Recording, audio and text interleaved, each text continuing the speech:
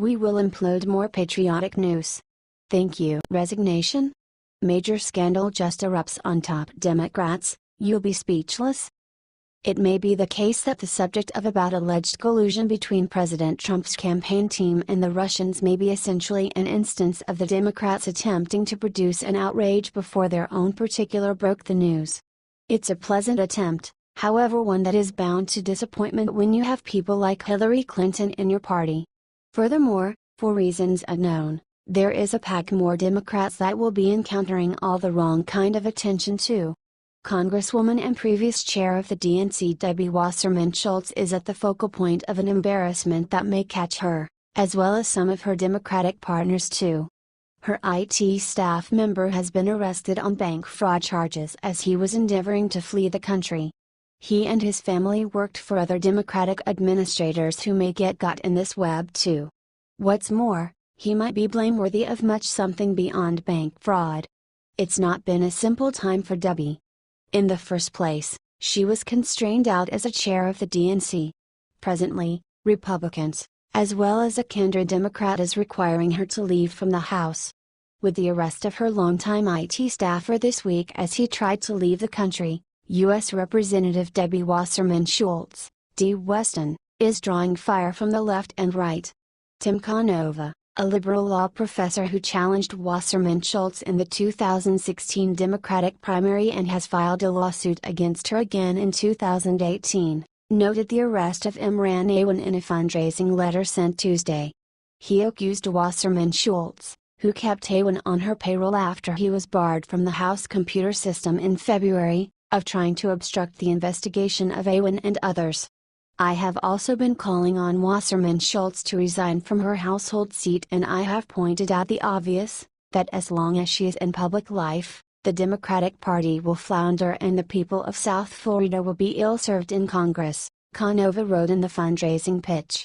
Clearly, there is much more going ahead here than one Congresswoman's IT assistant playing it recklessly with some bank transactions. Parties are attempting urgently to shroud something. Crushed hard drives were estimated from this IT staff member's living residence by the FBI, and she has been edgy to keep an individual tablet out of the hands of law enforcement workforce. She would not be taking such activities that are certain to expedite open investigation her in the event that she didn't have some intense materials to cover up. After resigning in disgrace from the DNC, the investigation into Wasserman Schultz's former IT aide has further tarnished her reputation.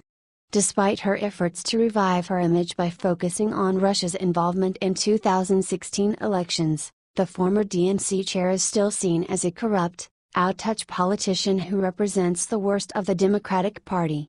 Her continued presence in the Democratic leadership impedes party reform and ensures that voters' lack of trust for the Democrats, which derived from her leadership at the DNC, remains. That is a fine summation of Debbie's circumstance and issues. How much these issues turn into the issues of different Democrats and also the Democratic Party itself, is how much party administration will function to toss her under the transport. She simply didn't understand that she was not as imperative to the party as Hillary. What do you think about this? Do not hesitate and write your thoughts in the comment section below. Thank you for reading. H.T. Observer, Palm Beach Post.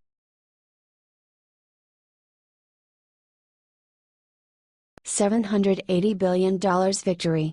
House GOP just passes $780 billion bill. President Trump finally has the money he needs to. President Donald Trump is one bit nearer to following through on a promise he made to the Americans.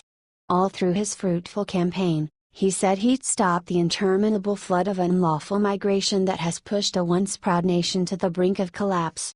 He swore he'd do all that he could to secure Americans and recover this country on its feet, and that incorporates things like a travel forbid that prevents terrorists from entering the nation. Maybe most dubious is the oft-debated southern border wall, which liberals love to loathe and ridicule, while in the meantime offering no arrangement at all for the illicit movement issue. Indeed, their answer is to overlook it or imagine there is no issue. Yes, ostrich disorder runs widespread among the misleading left.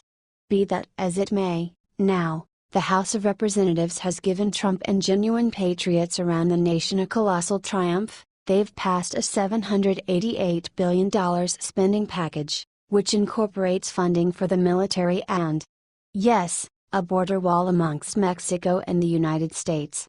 Via Independent Journal Review, citing the Associated Press, the legislation passed on a 235-192 vote and is likely to face tough Democratic opposition in the Senate.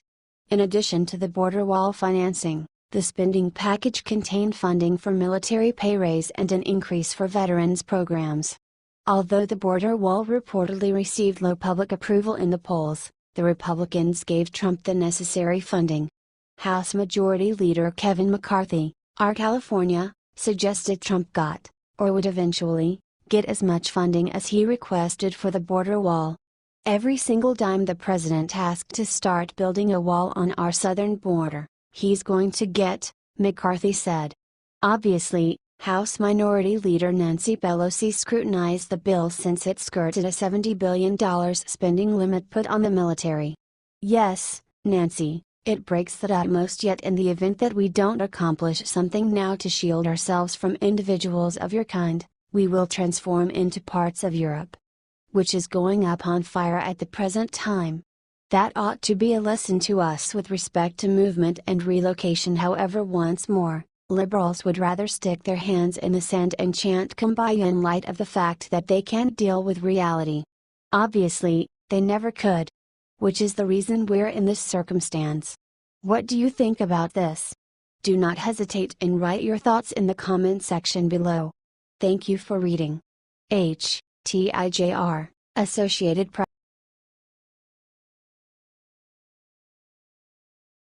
Fired.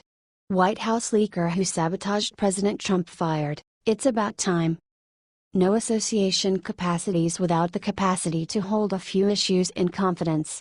While the legislature has an extraordinary commitment to the general population, that does not imply that everything that is done inside each part should be open learning.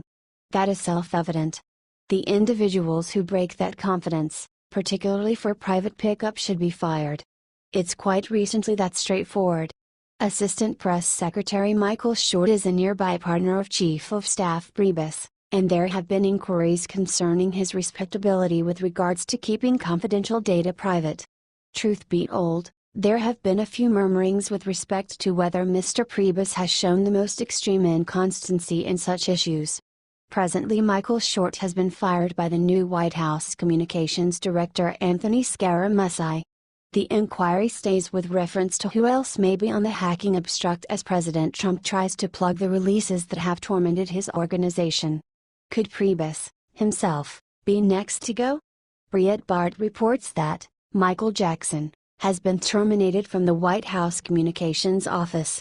Short, an ally of the White House Chief of Staff Reince Priebus and now former Press Secretary Sean Spicer, who resigned last week, was terminated on Tuesday by new White House Communications Director Anthony Scaramucci. Politico's Tara Palmieri was the first to report the news. Newly appointed White House Communications Director Anthony Scaramucci said on Tuesday that he plans to dismiss Assistant Press Secretary Michael Short, Palmieri wrote on Tuesday morning. It would be Scaramucci's first step towards shaking up the communications shop, which was dominated by former Republican National Staff staffers loyal to White House Chief of Staff Reince Priebus, a former RNC chairman. Better late than never. Little breaks can sink a major ship if there are sufficient of them, and ideally Mr. Scaramucci will have the capacity to find and fire the individuals who do not have the loyalty to look after privacy, and will put enough dread in whatever remains of them to ensure that they reconsider before they uncover private data for sense of self-delight or individual pickup. What do you think about this? Do not hesitate and write your thoughts in the comment section below. Thank you for reading. Rightwing.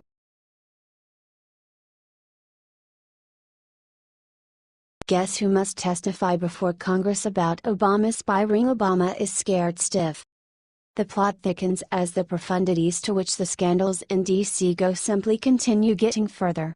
Unless we have at last accomplished the point where Washington is absolutely exempt from the laws that apply to everyone else, and our justice system has been totally fixed or rendered futile, the time has come to see a few indictments. The sheer likelihood that every one of the allegations and confirmation against Obama, Lynch, Hillary, Huma, Podesta, Wasserman Schultz, Comey, and a pack of others are only dreams concocted by their political rivals must be galactic. On the off chance that justice exists in D.C., it roots past time for it to demonstrate its head. Evidently, that idea has jumped out at Ronna Romney McDaniel, chair of the RNC, as she has approached previous DNC chair, Debbie Wasserman Schultz, to testify before Congress after her long-term IT staff member just got arrested for bank fraud as he was endeavoring to escape the nation. McDaniel is clearly partisan, however, the congressional panel would be bipartisan, in this manner taking out the charge that the investigation would be run just by the Republicans. McDaniel made an explosive demand in an exclusive interview with Breitbart News via phone on Wednesday afternoon, after news broke Tuesday night that Wasserman Schultz's IT staffer for more than a decade was caught trying to flee the country by a federal law enforcement agent after wiring hundreds of thousands of dollars to Pakistan.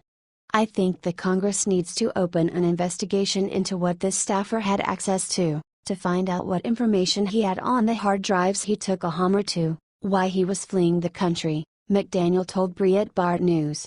There are just so many questions with this individual and his family members who received over $4 million of taxpayer money between 2005 and 2009. We need to get to the bottom of it. It's very sad that the mainstream media does not talk about this at all. It shows the bias. McDaniel makes some great focuses. She likewise insinuates the way that the mainstream media is generally overlooking this because of its undeniable radical predisposition. That is valid, yet these are private news associations, and they are probably not going to change their approach as long as enough liberals tune in or purchase their daily papers to keep the mainstream media firms beneficial. It's a dismal unavoidable truth, however, it essentially implies that conservatives should simply work that substantially harder to contend in the field of thoughts. Wasserman Schultz has a great deal of disclosing to do. Probably her worry and those of her countrymen are that she may be constrained to uncover data that prompts a web of wrongdoing in which a hefty portion of those comrades would be gotten up to speed. Comrades, for example, Obama and Clinton for one thing. Debbie Wasserman Schultz absolutely needs to testify and explain why this individual was on a payroll paid by taxpayer until yesterday, as he was fleeing the country, on top of the fact that they had removed his access to congressional computers in February, McDaniel said. She knew she was under investigation, she knew something was wrong, and she kept him on the payroll. So we need to figure out what she knew, why she was protecting this person, and figured out what he did with important government information. On the off chance that the justice system might want to be regarded, something that is thought to be the situation, at that point it is the ideal opportunity for forceful, exhaustive, and unprejudiced investigations to start that outcome in arraignments. The steady politicization of each potential criminal issue just leads Americans to presume that most everybody in Washington is abnormal to some degree, and this does the country no great by any means. The media can make every one of the clamors it needs on the two sides of the issue. The justice system must not be a media-driven association but rather a reality-driven one, honing strong, demonstrated investigative methods. In the event that Congress needs to hold hearings to find actualities that assistance, fine. In any case, it's a great opportunity to see justice in real life. What do you think about this? Do not hesitate and write your thoughts in the comment section below. Thank you for reading. H. T. Briet.